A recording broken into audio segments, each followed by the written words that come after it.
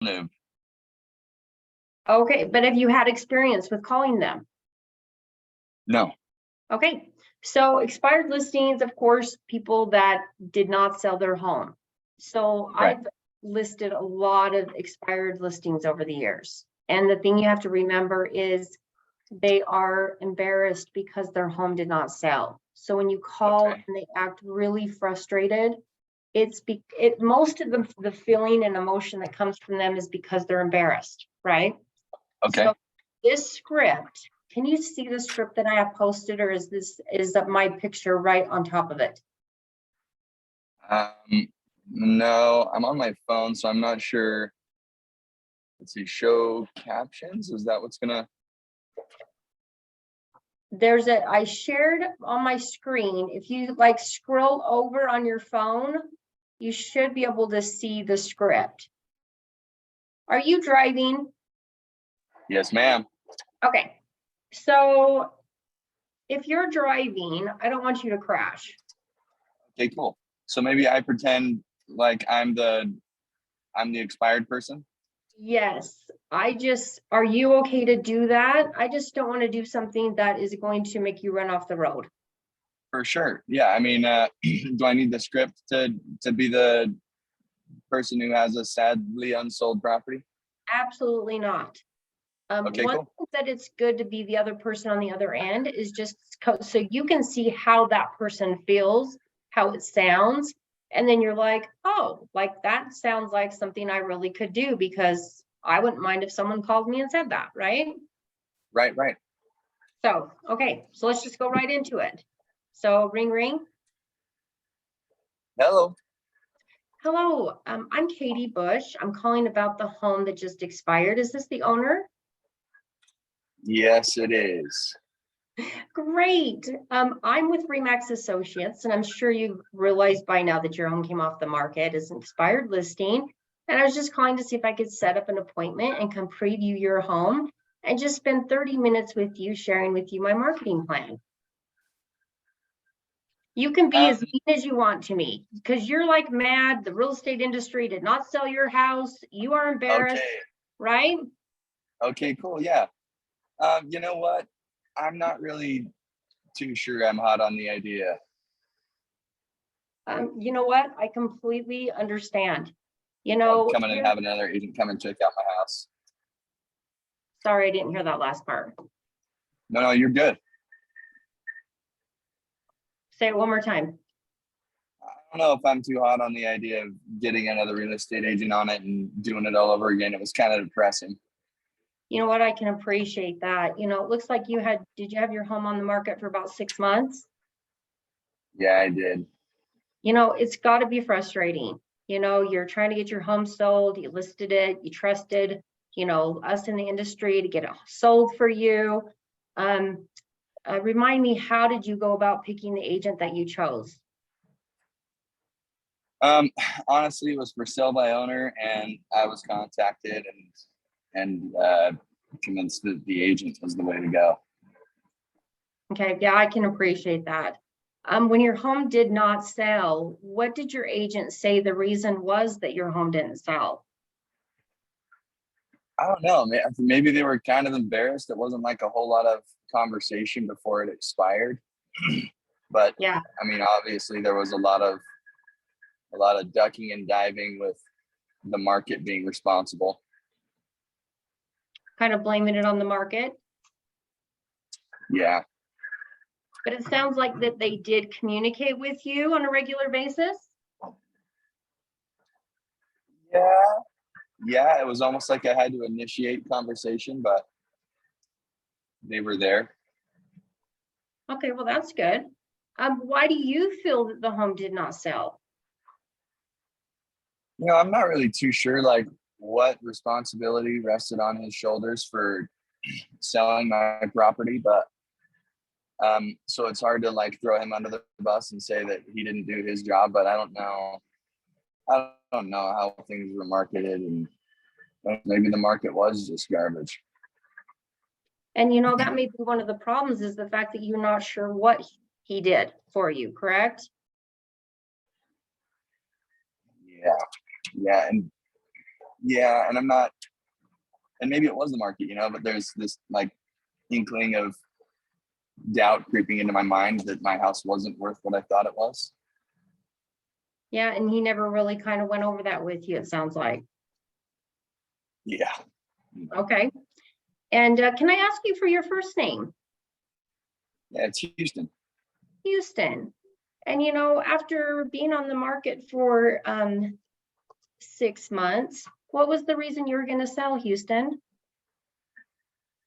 Well, we had built up enough equity and we were, it's not like we'd found our dream home, but we'd found a couple places I think that were a little more fitting for our needs for square footage and beds and so forth. Okay. What were some of the other things that you were hoping for? Were you thinking about building? Are you staying in the same area? Like, what are some of the things that you would still need in the next house?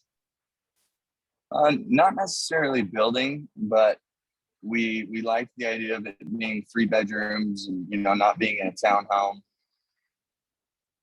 Having to deal with all the stairs, all the 3 levels, and Yes. yeah, and maybe a yard. Okay. And would you move outside your area, or do you want to kind of stay in the same area? We like the area we're in, but we're not afraid of like a little 15-20 minute commute. Okay. And where do you work, Houston? I'm an actor. You're an actor. Oh yeah. That's exciting. Like, Oh, what it's been city? fun. Say that again. I said it's been fun. Yeah, it sounds like a exciting job. What cities are you normally traveling to? Oh well, there's a lot of work in Salt Lake, but the big jobs take me out of town, like LA and Miami. Okay, so you just kind of want to be close to the downtown area, the airport, that kind of thing.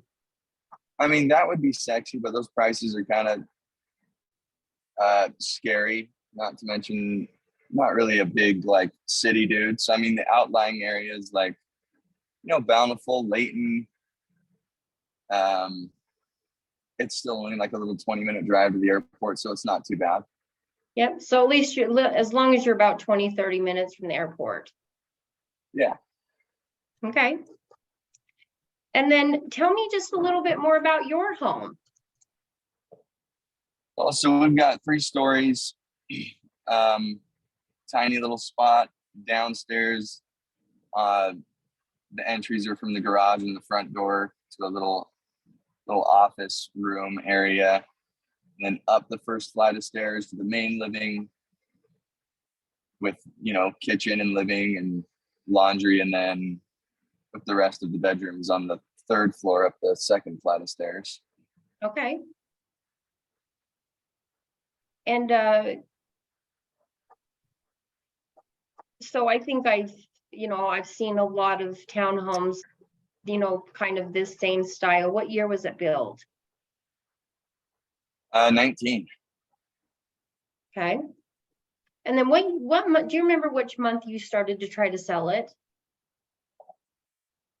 Let's see, 6 months ago, probably around August, July. Okay. Late July. Okay. Kind of right as the market started to really change, Houston. Yeah. All my buddies that were selling their house for 150 to 200K over what they were worth got all their money out of it, and people stopped being so turned on by those heavily overpriced houses. Yep. And Houston, the thing is, though, good news, which I'm not sure you've heard, is that it is a great opportunity right now for buyers. And even though you kind of missed the seller market, usually we're either in a buyer market or a seller market. So, you're either going to get a lot on your house or you're going to get a great deal on the buy. So because you're selling and you're buying, the good news is right now we have a great opportunity to get you into something, whether it's a new build, existing, where people are really negotiating the price. People are paying for rate buy downs because, even lenders right now are contributing to rate buy downs. And then they're also giving you a great deal on refinancing down the road once the rates go back down. So not only can you renegotiate a great price right now, but then, you know, once the prices go back up, which they will once rates come back down, you'll not only have a lot of equity in your home, but then you'll also be able to renegotiate that rate. So, you know, you have this window of opportunity right now where, you know, houses are still selling. You know, you do have to find that right price, but then you are getting this great deal on the other end. So if it made sense and we were to sit down and really look at these numbers, and I'm assuming, is there a spouse that's on Yes, title there's a with you? spouse. Okay, so if we could sit down, you and your wife, and we could sit down and look at these numbers, and if it makes sense for you guys to sell now and get a great deal on this buy, you know, if the numbers don't look good and it doesn't make sense for you guys to do something right now, then, you know, maybe down the road. But I think you'd be missing out on a great opportunity if you don't look at something right now. I've got some time either tomorrow around 3, or I could do something Monday, like around 1 o'clock. Which works better for you guys? Yeah, well, you know, our biggest concern is the rate, and I am really ignorant when it comes to buying down the rate. So how does that all play out, buying down the rate? Well, you know, you can either permanently buy down the rate, but what a lot of people are doing are these 2-1 and 3-1 buy downs, which actually buy down your rate for the first 2 years or the first 3 years. So let's say that the rates come back down in the next year. So that money that's been put away for like those 3 years, it actually, if you go with, like, you've got to be careful which lender you go with because it depends on their servicer. But the lender like that we work with, that money stays right in one place. And if you don't utilize all 3 years, that extra money just comes right back to you. So all the money that's contributed from the seller, the builder, or the lender, which you, because everything's so negotiable right now, you can get everybody else to contribute to these things. So you buy down the rate for 3 years. And then, you know, once the rates come back down, you can refinance, and then you can get that money back that you don't use in that 2-3-1 buy down, whichever you choose to do. And I can get you with our lenders so they can kind of go over these things with you so that you feel more confident in what's going on with the rates right now. Okay, yeah, that sounds cool. Great. Which works best for you, tomorrow at 2 or Monday around 1 o'clock? Yeah, I think Monday at 1 would probably be better. Okay, awesome. And before I come out Monday at 1, there's just a couple more questions, and then I'd go into my pre-qual. So I'm always going to go into a pre-qual, which, like, I want to make sure that both you and your wife are going to be there Monday at 1, because I'm not going to go out there without all parties there, right? I'm going to make sure I know everything about your house that I need to know for this to do a decent CMA. And then I've got like a script for a pre-qual, which, so to make sure that you go out and have a very qualified appointment. Does that make sense? Totally. So I put the pre-qual. If you don't have it, I can send it over to you. But does that sound like something you could do? Yeah. But these things are just things that, like, you just have to practice the questions. And see what it is like you learn these questions and you gather the information, and then you turn it around to close with the information, right? So, you know, Houston, if this makes sense and I can get you that bigger house, the Rambler, all on one floor, the bigger square footage, not a townhome, you know, something that's 20 to 30 minutes from the airport, right? So I didn't really use the motivation, but that becomes very powerful when I go to close. If I use the motivation, I more use like the financing. But if you really want it to be powerful and close for an appointment, you'll use that motivation, what you found out about them, where they want to go, what motivates them to get into the next place. That's how you're going to close people, is that you find out where do they want to go next. That's what's going to close them for that appointment. Okay. So okay, cool. that helped to kind of hear it. Yeah, it totally helped. Yeah, So, for sure. Definitely the financing part. That's been a conversation. It's been uh, obviously big on everybody's mind that I've been talking to.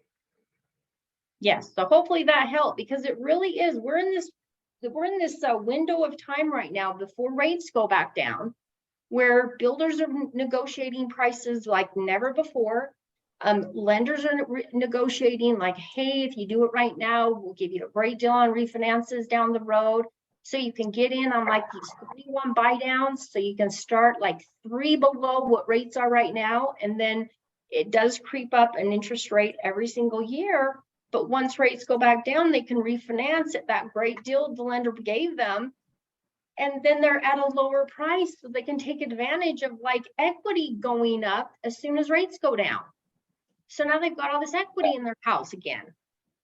But once rates go down, I'll tell you, those prices are going to start going back up again. So they've got this window right now. That I had just yesterday. The what? I said, yeah, that'd be super useful even for a few conversations that I had just yesterday. Well, call them back. Hey, say, hey, I was just thinking about our conversation yesterday. Yeah. Did a little schooling on the buyback scenarios. Yep, get them with the lender. Right. So, yeah, these scripts are on the just attached to the calendar or on the bulletins that go out on every Wednesday. They should be attached. If you can't find them, let me know. Okay. Are you? Yeah. Is that something you could just send to my email? Tell me your email, Houston. It's houstontheagent@gmail.com. I like it. HoustonTheAgent@gmail. Well, Houston, it's good to finally meet you. Yeah, you too. I know I was trying to get a hold of you a while back and we never did connect, but. Oh man, making me look bad on the Zoom meeting. Come on.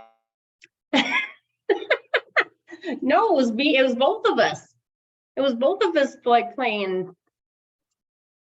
All right, sir.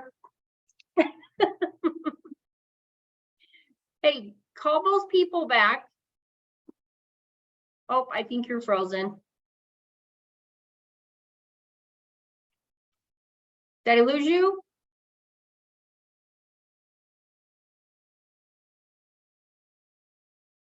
All right, I think we lost Houston. All right, well, I hope so. I hope everybody learned something today about expireds. And I would just say, everybody go call expireds. See you, everybody.